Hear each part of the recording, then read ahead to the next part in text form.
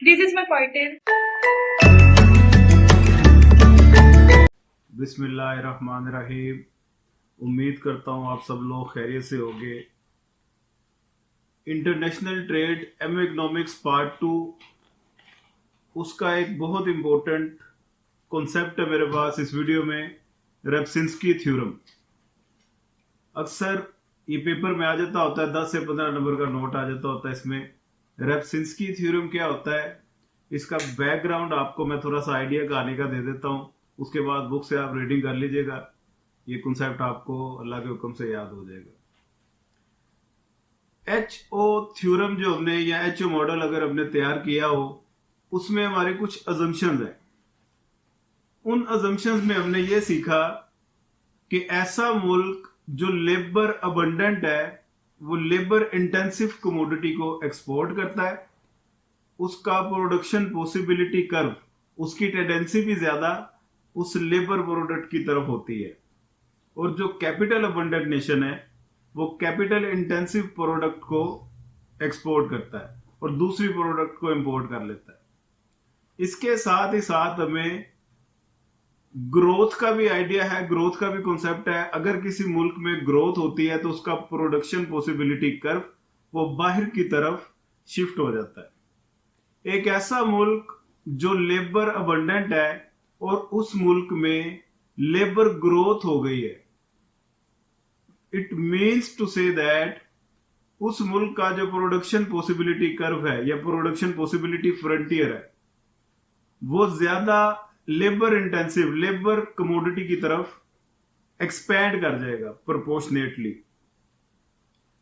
उसके बाद क्या होगा जी, वो मुल्क लेबर इंटेंसिव प्रोडक्ट पहले जितनी क्वांटिटी में प्रोड्यूस कर रहा था, ग्रोथ होने के बाद वो मोर देन डबल क्वांटिटी में वही प्रोडक्ट प्रोड्यूस करेगा और दूसरी प्रोडक्ट वो जितनी क्वांटिटी में प्रोड्यूस कर रहा था, जिसकी ग्रोथ नहीं हुई, वो प्रोडक्ट जितनी क्वांटिटी में प्रोड्यूस कर रहा था, ग्रोथ के बाद उसकी क्वांटिटी हाफ कर देगा। ठीक है जी।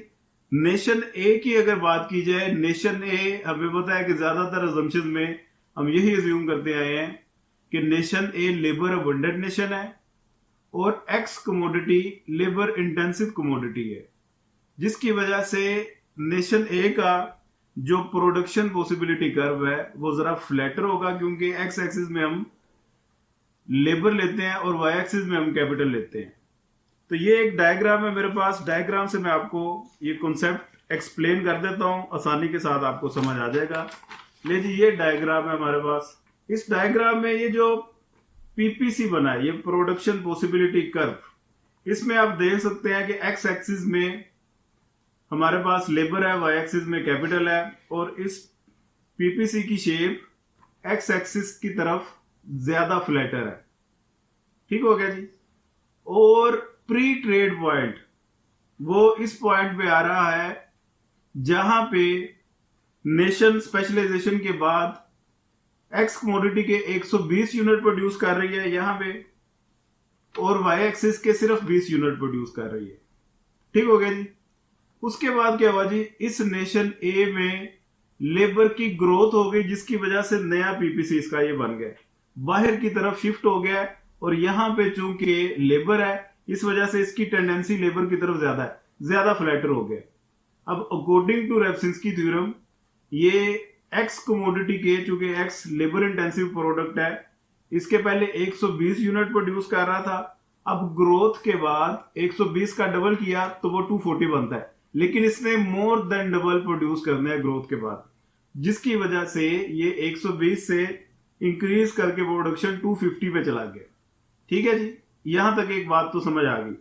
दूसरी बात, जो इसकी दूसरी कमोडिटी थी वाई की प्रोडक्शन, उसके सिर्फ 20 यूनिट प्रोड्यूस कर रहा था, ग्रोथ के बाद इसने इसकी प्रोडक्शन हाफ कर देनी है, 20 से ये हाफ करके 10 पे आ गया।